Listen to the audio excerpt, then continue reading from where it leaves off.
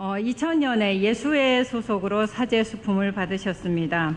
미국 샌디에고 캘리포니아 대학교에서 사회학으로 박사학위를 받으셨고요. 로마의 그레고리안 대학교에서 초빙 교수를 역임하셨고 지금 현재 서강대학교 사회학과 교수로 계십니다. 김우선 신부님을 큰 박수로 맞이해 주십시오.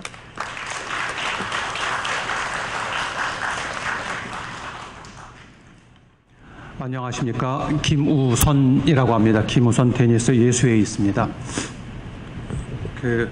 혹시 이 발제록 말고 별지 받으신 거 있으시죠? 그걸로 이렇게 발제를 하겠습니다.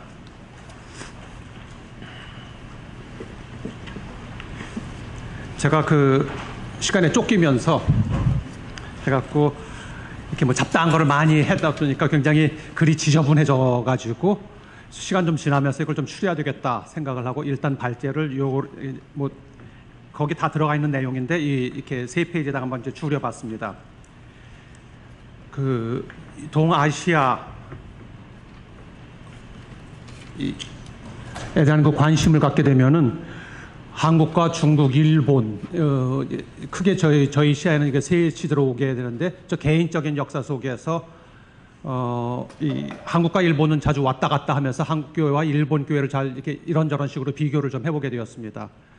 그러다가 보니까, 그리고 이제 중국에 대해서는 틈틈이 계속 공부를 하고 있는 셈인데, 그리고 몇 번 가보기도 했고, 그러면서, 이게 중국 교회에서 한국하고 일본 교회에서 배울 게 상당히 많이 있겠구나. 라는 그런 이제 생각을 하게 됐고, 그것을 좀 이제 글로 이제 작업을 좀 이렇게 하게 됩니다.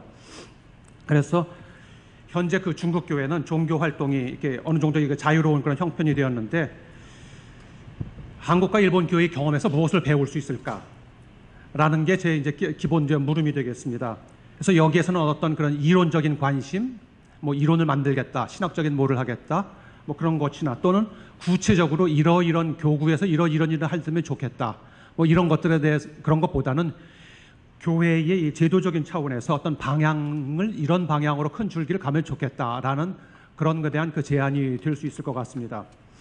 그래서 엄밀하게 말을 하면은 앞에 우리 최 신부님은 이제 신학 논문이 되고자 한다 그랬는데 저는 이게 전공도 물론 이제 신학도 공부를 했지만 기본적으로 사회학적인 이야기를 하게 될 것 같습니다. 그래서 혹시 사회학에 대한 배경이 없으신 분들이다 하더라도 제가 노력을 해보겠습니다. 몇 가지 개념에 대해서는요.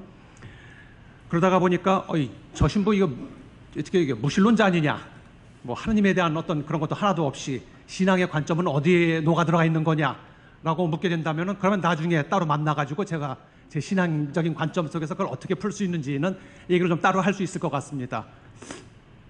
그래서 이 글은 다분히 좀 이렇게 신학적인 관점을 가지고 와서 사회학적인 관점을 가지고 와서 교회를 하나의 제도 또는 기관 또는 운동 이런 걸로 두고 그것을 분석하는 식이 되겠습니다.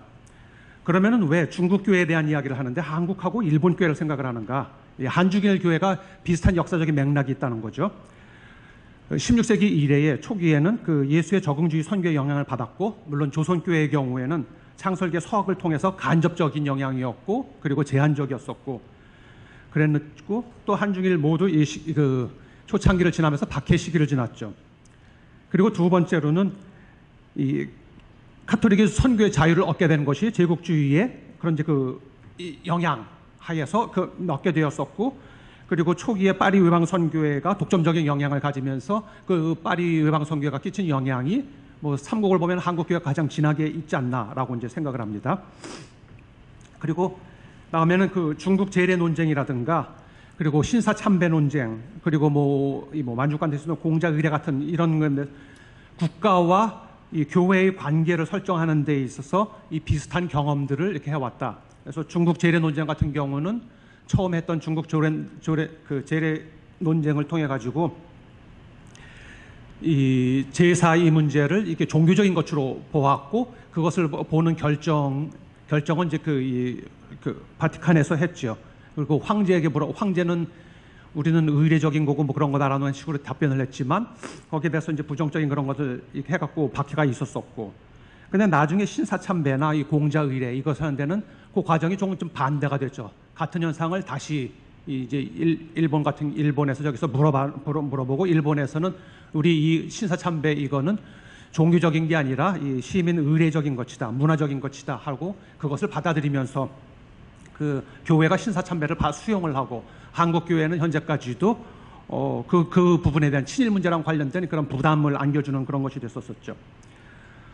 그리고 이 한중일 교회는 여전히 그 한국 사회 내에서 강한 각 사회 내에서 강한 민족주의적인 또는 이 강한 국가주의적인 그런 것에 압력을 받고 있는 그런 교회다. 그래서 그 교회 스스로는 굉장히 보편적인 이 민족과 그리고 이 성과 뭐 계급과 이런 걸 넘어서 보편적인 그런 것이 되고자 하지만 이 각국 안에서는 이 민족주의적인 그런 성향이 굉장히 깊은 한국교회, 중국교회, 일본교회라는 이런 것이 굉장히 짙게 영향을 받고 있는 그런 형편이다. 뭐 그런 맥락 속에서 방금 그 최 신부님 발제하신 것처럼 이 주교회의, 한일 주교회의 교류는 굉장히 저는 의미가 있다고 생각을 합니다. 이게 지금 교회의 비슷한 역사적인 맥락이라면은 그 다음에 그 한중일은 그 유사성이 뭐 지리적으로 가까운 거나 그리고 역사적인 문화적인 그런 연계가 깊이 있었던 것 있고 무엇보다도 이 사회학적으로 제가 주목을 하고 싶은 것은 특히 현대 국가 주도의 발전으로 이루어진 압축적인 근대화다. 이 압축적인 근대화라는 그런 맥락이 한중일 굉장히 각기의 다름에도 불구하고 우리가 같은 그 분석을 해 들어갈 수 있는 교회에 끼치고 있는 영향, 사회의 변향을 끼치고 있는 것들을 볼 수 있지 않나 이렇게 생각을 합니다. 잠시 제가 몇 시까지 해야 되는 거죠? 저기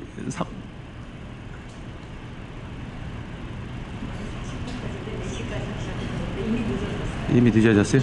4시 10분 전까지 해볼게요. 그래서 그 이론적인 배경을 조금 뒤에다가 하고 두 번째 페이지에 넘어가면은 운동의 관점에서 미션이라고 제가 적어놓은 표가 있습니다.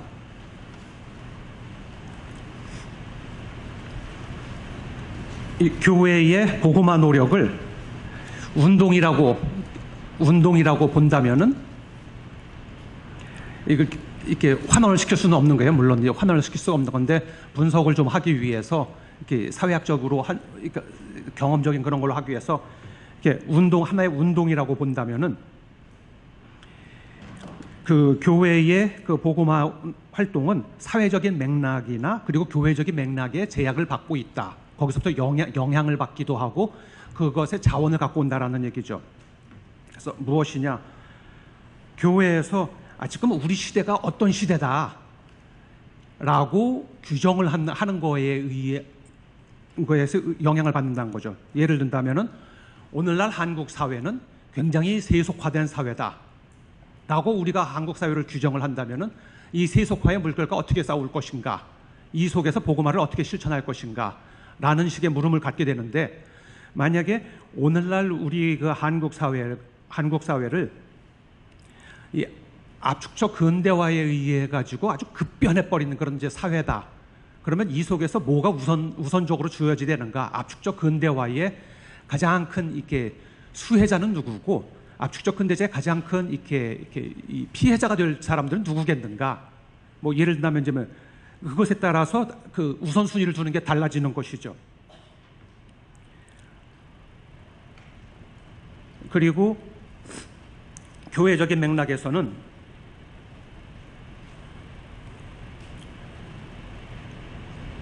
글로벌한 차원에서는 예를 든다면은 공의회 또는 뭐 보편 교회에서 잡고 있는 사목적인 방향 그런 부분들에서 우리는 아무래도 영향을 받죠.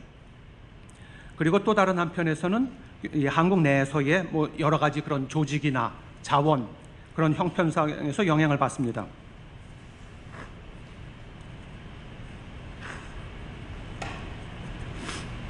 그래서 그것에 따라서 교회는 사목 방향을 어떻게 잡게 되고 또 그것에 따라서 그 교회의 여러 가지 자원들, 그러니까 우선순위를 정하고 자원을 동원하면서 이 조직화를 해나갑니다. 필요해서는 조직을 개편을 하기도 하고요. 그것에 의한 그런 활동들을 통해서 어떤 그 사회적인 그런 공적인 신뢰를 얻게 되고 복음화의 그런 노력이 나타나게 된다라는 건데 뭐 여기 교회에다가 지금 현재 만약 교황님을 한번 대입을 한번 시켜서 본다면은 현재 제가 보기에는 교황 프란치스코는 현재 세계를 어떻게 이해를 하고 있는가? 그러면 아마 무관심의 세계화, 이걸 큰 이 줄거리로 규정을 하고 있지 않나?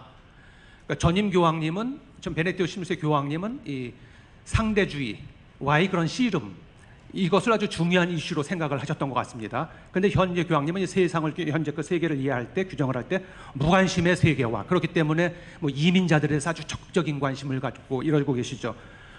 그리고 또 현재 교황님은 교회적인 맥락에서 볼 때 현재의 교회에서 가장 이제 중요하게 어떤 식으로 규정을 하고 있는가 하면은, 현재 교회에서 가장 중요한 이슈가 되는 부분은 성직주의다라고 보고 있는 것 같습니다. 이건 이제 물론 이제 저의 해석이지만, 근데 많은 부분을 보면 그렇게 보이고 있는 거죠.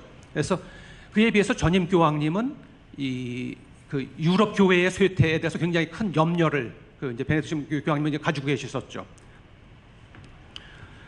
그래서 교회가 이 사목 방향을 정하고, 그리고 이 교회의 자원들을 동원을 하고 우선순위를 정하는 데에는 이렇게 사회적인 맥락과 교회적인 맥락에 영향을 받는다라는 그 이야기를 갖다가 이제 하기 위해서 이제 이야기를 했습니다.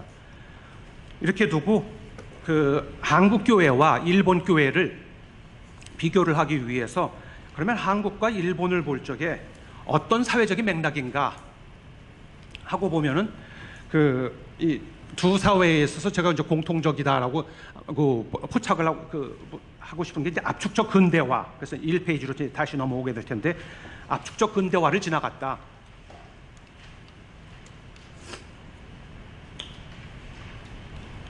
제가 감기에 걸려가지고선 실례합니다. 제 가끔가다 이럴 겁니다.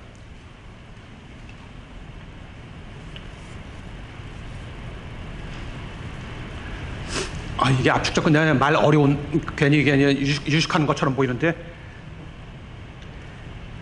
이 근대화라는 게 너무 압축적으로 시간과 공간과 그 강도와 이런 것 속에서 일어났기 때문에 정치적인, 경제적인, 사회적인, 문화적인 변화가 아주 독특한 방식으로 일어났고, 그래서 역사적으로 사회적으로 상이한 요소들이 같이 역동적으로 현재 시대에 공존을 하고 있다는 것이죠. 그래서 대단히 복합하고 유동적인 사회 체계를 구성하고 있다. 그래서 뭐 어떤 이제 사회과학자들이 이 전근대적인 것하고 현대적인 것하고 그리고 탈현대적인 것, 이런 것들이 뒤범벅이 돼가지고 지금 같이 공존을 하고 있는 그런 상황이다. 압축적 근대라는 게 왜 이렇게 의미가 있냐?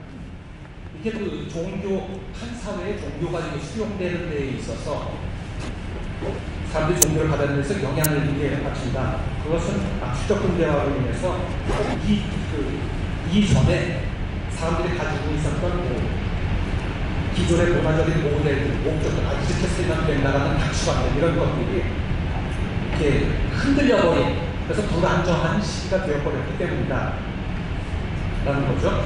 그래서 그리고 그에 비해서 안정된 시기라는 것은 이 전통과 상식에 의해서 사람들이 주로 영향을 받는 시기인데, 압축적 근대화로 인해서는 주로 불안정한 시기를 이게 한국과 일본이 지나가지 않았냐, 이렇게 생각을 하는 겁니다.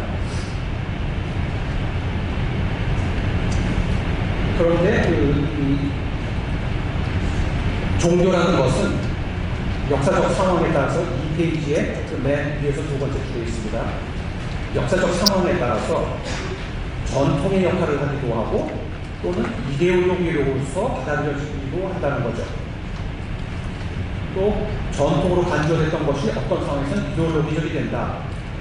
이게 무슨 말이냐면요, 한 100년 전쯤에 분들에게는 이제 대부분 유교적인, 유학적인 그런 가치관이나 문화적인 요소들이 아무 거리낌없이 이렇게 자연스럽게 받아들여서 마땅히 그렇게 해야지 되는 그런 말이었었죠.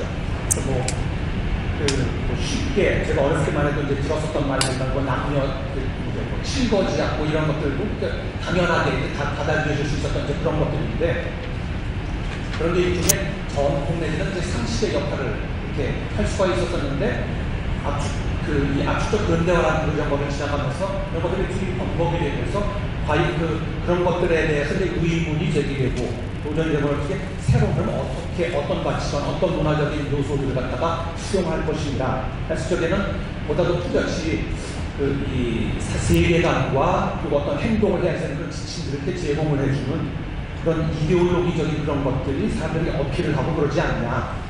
그렇기 때문에 이 구한말 같은 경우에는 민족주의적인 이데올로기 굉장히 어필을 사람들에게 할 수가 있었던 것이고 그런 거죠.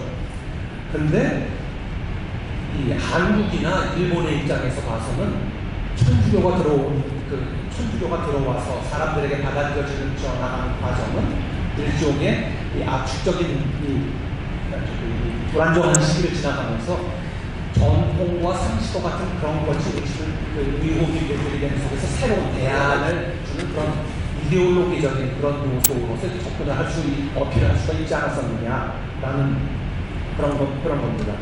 그래서 한국하고 일본의 교회를 보면은 일본 교회가 굉장히 정체가 되어 있다고 하지만 사실 그 정체가 확실된 거는 1980년대 중반 이후부터예요.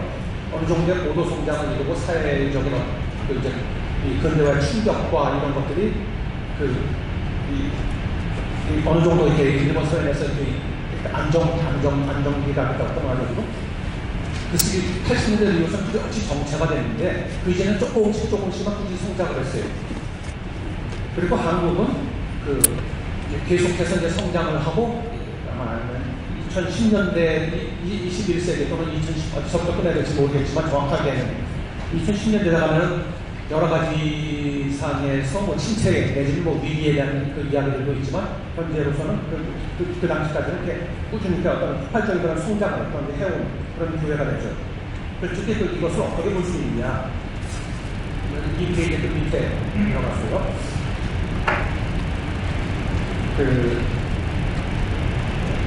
공의 교회적인 맥락에서 한국이나 일본 한국 교회 특히 중요했던 것은 이 바티칸 공유의 그런 영향이다라고 얘기하는 교회적인 맥락에서 그런 건데, 그래서 그 교회 공유 이전에는 한국이나 일본의 양쪽에서 다 국가와의 관계에 있어서 교회의 안면이 기본적인 그런 암묵적인 그런 산업 방향이었었고, 이에 따라서 수능을 하는 것이 굉장히 근본적인 그런 것이 아니었었나. 그리고 이러한 것은 부분적으로 각계의 역사에 기인하기도 하고, 부분적으로는 초기에 영향을 줬던 파리 유방성의 그런 시각적인 정향에서도 기인하지 않나 싶습니다. 근데 공유의 이유에 이 일본 교회하고 한국 교회에서 공유를 수용해 나가는 그런 방식이 뉘앙스 차이가 있는데, 제가 보기에는 일본 교회는 후차파에 대한 그런 많은 방식이 있었다고 봅니다. 그래서 전통적인 종교와의 차이나 단절보다는 보완성에 대해서 또 강조가 많았었고, 그래가지고 그랬고 제가 글에다가는 썼는데 사목의 그런 영향 속에 있어서도 예를 든다면은 제가 예를 들어서 한 건데 적었던 게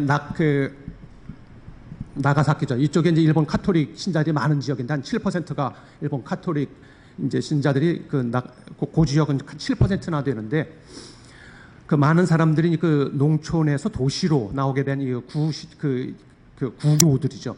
이 청소년들, 청년 노동자로서의 도시에 나가서 노동을 살게 되는데, 당시 교회의 관심은 이 도시에 나와서 신앙생활을 하자는 냉담하고 있는 이 청년 노동자들, 이런 사람들에 대한 이제 관심과 담론은 있었지만, 사실 막상 이 일본 사회에서 막 쏟아져 나온 1960년대, 70년대 쏟아져 나온 이 노동자들, 젊은 노동자들 이런 것에 대한 그런 다가가려는 노력, 이런 부분들은 상대적으로 적었었다.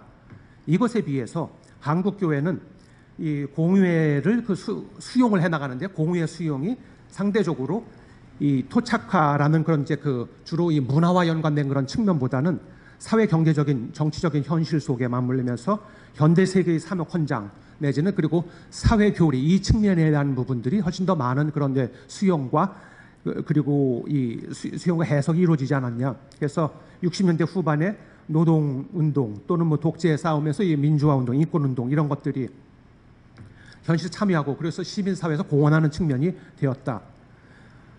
그래서 이 카톨릭시즘이 전통적인 그런 이 사회의 그런 해석틀과 다른 이데올로기 그런 해석틀을 제공해주는 그런 역할을 했다고 이렇게 생각을 합니다. 그래서 이 둘을 이렇게 보면은 제가 이제 간단히 도표로 이렇게 해놨죠. 한국과 공유의 이후에 그래서 일본 교회는 토착화에 어떤 그 훨씬 더 방점이 주어졌고 한국 교회는 이 인권이나 정의를 실현하는 신앙. 그래서 한국 교회는 이 아까 그 최신 분이 말씀하신 외적 측면, 이 ad extra하고 일본 교회는 ad intra 이런 부분에 더 관심 많았고, 그리고 이 신학적인 측면 그리고 공의를 어떻게 수행하느냐 이런 것뿐만 아니라 이 사회학적으로 보면 어떻게 조직을 해나가느냐 이거 굉장히 중요하고 거기에 어떤 리더십이 있느냐가 중요한데 한국 교회에서는 김수환 추경님과 같은 대사회적인 그 리더십을 하는 그런 분들, 뭐 김수환 추경님 그리고 뭐 저기요 원주 지주교님, 뭐 그리고 뭐 광주에서 뭐 그런 큰 대사회적인 리더십을 발휘하는 그런 분들이 있었고 일본 교회는 상대적으로 그에 비해서 그런 것들은 굉장히 그런 부족했다. 그리고 단지 이 교회 리더십만 갖고도 되는 것 아니고 여기에 어떻게 조직화가 되느냐 했는데 그 한국 교회에서는 이 매개 조직, 이 중간 단계의 그런 조직들이 굉장히 여러 가지 형태로 강한 조직들이 형성이 되었었죠. 그래서 정의구현 사례단이라든가 또는 한국의 노동운동에서 초기에 중요한 역할을 했던 지오세라든가 또는 뭐 가톨릭 농민회라든가 그래서 이런 매개 조직들이 굉장히 강력한 비해서 일본은 그러한 그런 조직들이 상대적으로 약했다. 그리고 이 부분은 조금 더 그렇다면 한국 같은 경우는 그래서 교회가 사실은 시민 사회의 이 부흥에 사실은 산파 역할을 했다.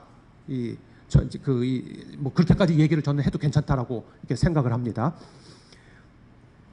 그리고 이 교회와 국가의 관계에서 보면은 한국은 필요할 때에 저항과 갈등을 하는 이 컨프런테이셔널 국가한테 대해서 맞서는 국가랑 맞짱을 뜨는 이런 것들을 하는 데 비해서 일본은 그렇게까지 나가지는 않죠. 그리고 그것은 전체적으로 일본 사회의 특징이 되기도 하고 특히 뭐 70년대 초반에 일본 그 급진적인 시민운동이 퍽 꺾이면서 지금 현재는 이제 그런 운동은 찾아보기가 힘들게 됐죠. 그래서 교회의 그 이제 사회 안에서 한국 사회에서 이미지가 어떠냐? 더 이상 한국 교회는 누구나 다 외래 종교라는 것은 알지만 한국 교회를 외국 종교라고 생각하는 한국 사람은 없죠. 한국의 이미 역사와 문화의 한 부분이 되어버린 거죠. 그에 비해서 역설적으로 일본은 그렇게 엄청난 토착화의 노력에도 불구하고 일본 사회 한 부분이라는 것을 강조하는 노력에도 불구하고 내가 신부다라고 얘기를 하면은 일본 사람들이 뭐라고 생각하냐? 이 사람은 무슨 문제가 있어갖고 신부가 됐을까? 이런 느낌을 갖는 거죠. 느낌이 정서적으로 그런 느낌을 갖는 거죠. 우리가 어떤 사람 보면은 어떤 사람이 제가 남녀 호랑경교단입니다. 그렇게 하면은 좀 이상하게 생각을 하죠. 우리한테 정서적으로 이상하잖아요. 왜 이 사람은 왜 뭐 그런 데를 가나? 근데 일본 사람들이 내가 천주교 신자다 할 때 갖는 느낌이 우리가 남녀 호랑경을 하느라는 그런 느낌이 갖는 거죠. 그러니까 왜 이런 느낌을 갖게 차였는가? 일본 교회는 여전히 외래 종교이고 외국 종교에 머물고 있는 그런 단계라는 것이죠. 제가 그 21세기 내지는 특히 2010년대 이후에 한국 교회는 좀 맥락이 다르다고 생각을 해서 그 이유는 빼겠습니다. 거기는 심각한 뭐 위기 내지는 침체에 관한 뭐 얘기를 해야 될 것 같은데, 자 빼고 그럼 자 이러한 논의들이 신부님 중국 교회에 대해서 도대체 왜 이렇게 복잡한 얘기를 하면서 이렇게 어떤 함의를 갖는 겁니까? 그런다면 저는 이렇게 답변을 하고 싶습니다. 중국 교회는 오랫동안 이렇게 억눌려 왔던 교회죠. 우리가 잘 알다시피. 또 동시에 세계 교회에서 엄청나게 관심을 가지고 쏟아부었던 그런 교회입니다. 그리고 지금도 얼마든지 쏟아부으려는 이렇게 지원을 해주려는 용의가 가득 차 있고. 근데 그 역사적인 배경에 대해서는 이렇게 생략을 하고 이 얼마간의 이 어느 정도의 종교적인 자유와 그리고 종교적인 그런 활동의 공간이 생겼는데 그럼 여기서 무엇을 어떻게 할까 할 적에 흔히 생각을 하게 되면은 아마 제일 중요한 게 사제 양성. 지금 제가 생각해도 가장 중요하다고 생각을 하고요. 그리고 그리고 이 지하교회와 그리고 이른바 애국교회로 알려지는 오픈처치 이 둘 사이에 그런 이제 있는 긴장과 그런 아픔들의 치유 이런 부분들에 대한 노력이 있겠고. 근데 거기에 발등에 떨어져 있는 이것을 자꾸만 하다가 보면은 큰 그림을 놓치게 된다. 아까 그 사회적 맥락과 교회적 맥락 이 얘기를 했는데 그렇게 되면 자꾸 우리 눈이 ad intra 교회적 맥락에만 자꾸만 가게 되고 사회적인 맥락을 놓치게 된다. 중국 교회 입장에서는. 근데 그 중국 교회의 그 사회적인 맥락이 뭐냐? 제가 보기에는 마찬가지로 엄청난 압축적 근대화를 지나가고 있다. 그래서 중국 교회가 그 중국 사회에 중국이 지금 아주 굉장히 잘 살게 되어 나가고 있잖아요. 그래서 G2의 하나로 불리고 있는데 이것이 갖는 함의가 뭐냐? 그리고 이 엄청난 이 압축적 근대화로 말미암아서 중국이 잘 살게 되어 나가고 있다라고 하는데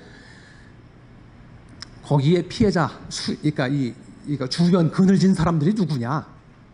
한국교회는 어떻게 보면 이 근대화에서 그늘진 사람들의 그 사람들의 권리를 옹호해주고 이러면서 사회적인 신뢰를 얻게 됐고, 그리고 이 손가락 그러면서 도덕적 권위를 얻게 되었는데, 그럴 적에 이 압축적 근대화의 가장 큰 이 수혜자라고 그 주변에 대한 사람들이라고 한다면 농민공이라고 할 수 있을 것 같아요. 중국이 한 2억 6천만 명, 2억 6천만 명이라고 하면은 뭐 중국 인구 한 13억이라고 쳐도 한 10%가 좀 안 되는 굉장히 엄청난 인구죠. 단위간되게.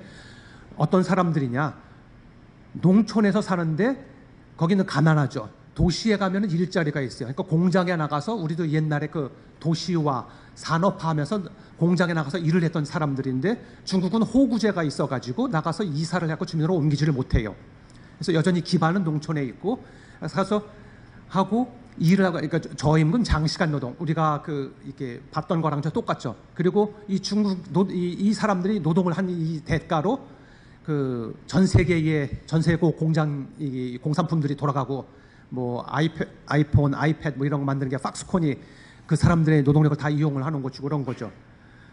그러면은 중국 교회가 사목을 어떤 방향으로 사목을 할까? 사목 교육을 할지. 그러니까 물론 아딘트라, 중국 교회의 이제 당면한 과제들, 이 교회 내적인 문제도 중요하지만, 이 중국 사회의 거대한 이 변화 속에서 소외되고 있는 사람들에 대해서 무엇을 할 수 있지 않냐? 그리고 그 교훈을 한국이나 중국에서 배울 수 있지 않냐? 이 얘기를 좀 하고 싶은 거죠. 그리고 교회적인 맥락으로 본다면 현재 21세기 교회는, 중국 교회 같은 경우에 현재 세계 교회 전체적으로 보면은 더 이상 이제 서구 중심적인 그런 교회, 그러니까 여기서 서구 중심적인 교회라는 건 신학적인 의미라기보다는 그냥 사회학적인 의미로 사용을 할게요. 더 이상 서구가 중심이 돼가지고 교회를 이렇게 보편 교회를 끌어갈 수 있는 그런 게 아니죠. 그런 것을 아주 절실하게 체험을 하는 것은 국제 수도회들입니다. 이미 뭐 서울교구나 뭐 이런 데서는 이렇게 그 교구에 와 있는 그런 이제 외국인 뭐 신학생이라든가 또는 뭐 수도에 와 있는 뭐 중국에서 많은 수련자 뭐 이런 사람들이 양성받는 사람들이 와 있잖아. 이런 분들 통해서도 볼 수 있지만, 한편에서 또 볼 수 있는 것은 저희 예수회 같은 경우에 이번에 새로 총원장 신부님은 남미 출신이 됐어요. 그러니까 이게 흐름이 그렇죠. 성소자의 흐름이 이제 더 이상 이 서구에서는 굉장히 조금 나오고, 그리고 이미 많은 분들은 연로하셨고, 그래서 실질적으로 열심히 활동하실 수 있는 분들은 비서구 출신들이에요. 대부분의 국제 수도회들은 이것을 절실하게 체험을 하고 있습니다. 그런데 상대적으로 그에 비해서 비서구 출신들, 그래서 한국의 여러 수도회들도 사실은 그런 보다 더 국제 총원에 가서 봉사를 하기를 요청을 받는데 준비가 덜 돼 있어요. 그만한 국제적인 역량과 시야와 그리고 언어와 이런 준비가 덜 돼 있는 거죠. 그런 걸로 본다면은 중국 교회가 앞으로 계속해서 지원을 받겠지만, 중국을 당분간도 계속 받아야 되는데 서구로부터 받을 지원보다는 사실은 비서구, 그리고 특히 이 아시아권에서 받아야지 될 것이다 라는 거죠. 그래서 함의는 아까 제가 얘기한 대로 복음화를 위해서 노력을 할 적에 교회가 놓인 사회적인 역사적인 맥락에 맞는 그런 계획과 노력이 필요하다. 그리고 이 글에다가는 이제 적었었는데, 압축적 근대화에 응답하는 교회라는 거를 아까 얘기했고, 국가의 프레임으로 국가 프레임 넘어서는데, 몇 년 전에 제 중국인 사회학자 친구가 있는데, 이제 베이징에 갔다가 그 친구 하루 안내를 뭐 자금성 안내해주고 이렇게 쭉 지나가다가 어디를 가리키면서 저희가 우리로 치면은 중앙정부 청사 같은 이제 뭐 그런 거래. 근데 그 앞에 크게 이 위민복무라고 이렇게 쓰여 있었어요. 인민을 위해서 복무함. 갖고 그 친구한테, 그 친구는 이제 신자도 아니고 그냥 뭐 종교도 없고 뭐 그냥 그 중국의 신세대 지식인이죠. 물어봤어요. 저거 어떻게 생각하냐? 그거는 그냥 그 슬로건이다. 그러니까 공산당의 그런 이제 슬로건 별로 믿지 않는 거죠. 근데 사실은 위민복무를 가장 이렇게 주장을 하고 추구할 수 있는 것이 이제 그 그리스도교 아니냐. 그리고 그런 것들이 이제 뭐 이 국가의 프레임, 국가는 이제 나중에 발제문을 읽어보니까 박백균 선생님도 강한 국가에 대해서 이제 이 동아시아의 공통된 특징으로 이해하는데, 동아시아의 국가는 끊임없이 모든 종교죠, 교회를 포함해가지고 길들이고, 그리고 그 종교의 그 테두리를 정하고 그 안에서 이렇게 관리를 하기를 원하는데, 그리스도교는 그 안에만 갇히면 곤란하죠. 그러면 이제 거기에 이제 순응을 하게 되고, 그것을 하면 어떤 그 가치를 초월하는, 지향을 하는 이런 것을 추구해야 할 때, 국가의 어떤 부족한 부분, 국가의 이데올로기를 넘어서야 되는 부분들을 할 적에 사실은 그 국가의 프레임을 넘어서는 중요한 그 키가 될 부분이 위민복무 역시 그런 부분 아니냐. 그래다가 제가 담았었지만 김수환 추경님이 그 70년대에 교회가 왜 용공을 합니까? 노동자나 농민들을 위해서 옹호를 하고 그러니까 이거 용공이다 했을 적에 누가 용공이고 누가 친공입니까? 이 노동자나 농민들이 착취당하고 그래서 어려운 형편으로 만들게 돼가지고 사회가 불안정해지면 그것이 더 공산주의에 취약해지는 그런 거다. 그것이 용공이지, 그 사람들의 권리를 옹호해주고 그 사람들의 권익을 보호해주고 하는 교회 활동이 용공이 아닙니다 하고, 용공의 국가의 프레임을 이용을 해서 이렇게 넘어서는 이제 그런 거를 했던 거죠. 자, 이제 시간이 제가 빨리 끝내야 될 것 같은데요. 그 중국 교회를 위해서 뭐가 제일 필요할까? 동아시아의 이런 이제 복음화를 위해서 뭐가 제일 필요할까? 생각하니까 이런 거대한 미션 플랜이 필요할까? 하니까 꼭 우스갯소리로 이게 어려운 얘기, 학자들은 간단한 거를 어렵게 얘기를 하잖아요. 근데 우리 시대 아시시 프란치스코 성인 같은 분, 우리 한국에서 나와준다면은, 또는 중국에서 나와준다면은, 야, 참 좋겠다.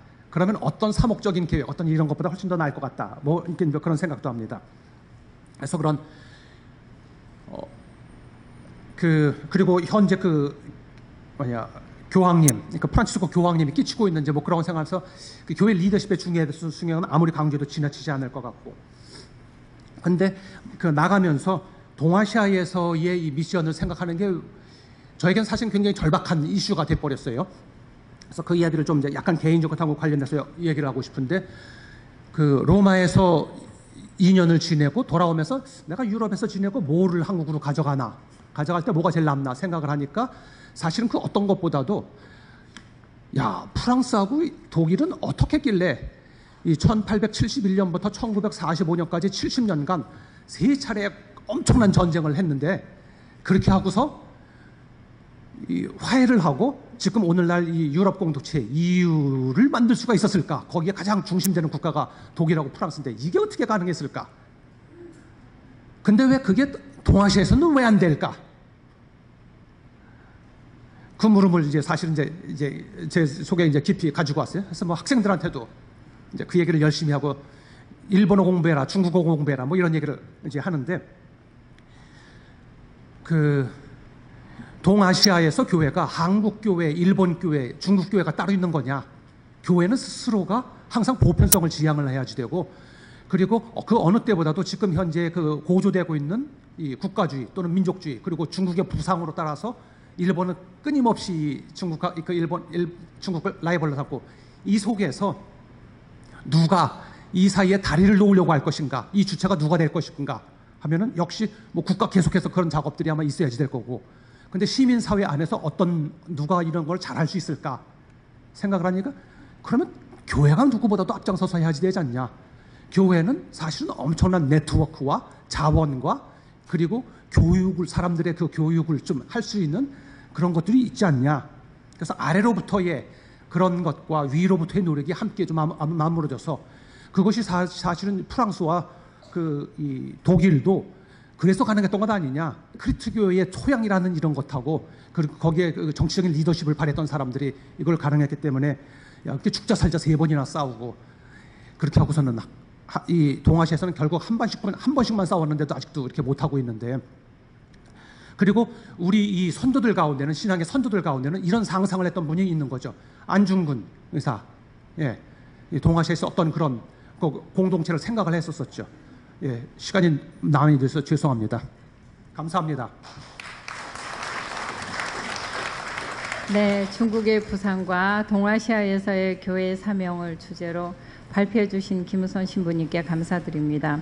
논문의 요지는 이런 것 같아요. 그 신부님께서 앞부분에서 말씀하신 것처럼 한국 교회는 중국 교회의 인적 물적 지원 외에 무엇을 줄 수 있을 것인가 하는 게 사실은 지금 신부님께서 말씀하고자 하는 큰 요지인 것 같고요. 한국과 일본 교회의 비교를 통해서 중국 교회의 사명을 고찰하는 대단히 흥미로운 그런 논문이었습니다. 한국의 근현대사에서 교회의 역할, 그리고 일본의 근현대사에서 교회의 사회 참여가 애국교회와 지하교회라고 하는 투 트랙으로 진행되고 있는 중국 교회에 시사하는 바가 있다는 것이죠. 예, 중국 교회의 사회적인 상황과 교회의 입장을 밝히고 나아갈 방향을 제시해 주신 것입니다. 그리고 다시 돌아와서 한국과 일본 교회의 성찰을 오늘날의 글로벌 시스템 안에서 재촉구하셨습니다. 결국 한중일 동북아의 평화 공동체 건설에 교회의 모든 노력을 기울여야 한다는 그런 내용인 것 같습니다. 신부님께서도 마지막 부분에서 말씀하셨듯이 저 역시도 신부님의 논문을 읽으면서 안중근 의사의 동양 평화론이 이렇게 캡처가 되더라고요. 아마도 여러분들 가운데서도 그런 생각을 떠올리셨을 거라고 생각이 듭니다.